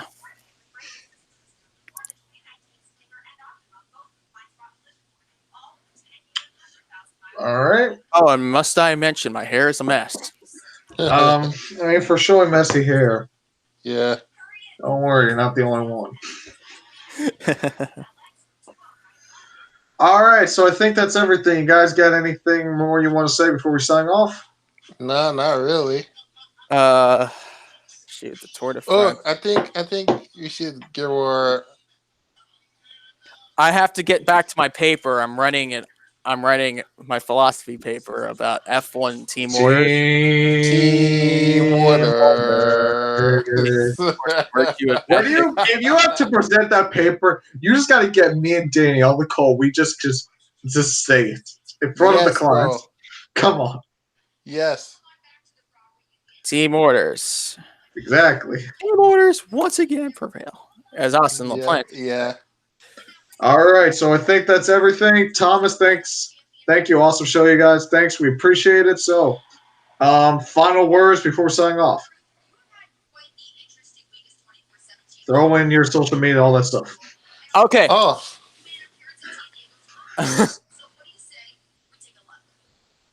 go ahead, Joseph. Go ahead.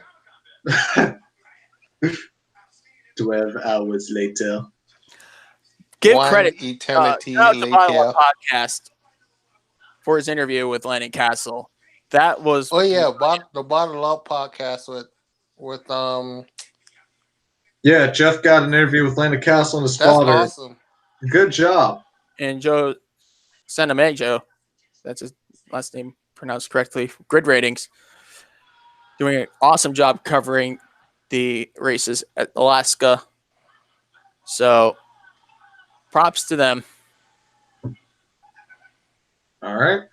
Anything else on your social media, all that good stuff? For signing Make sure you guys follow my Twitter at Lobus Danny, my Instagram at Danny Aguirre _, and my YouTube channel, Danny Aguirre 48.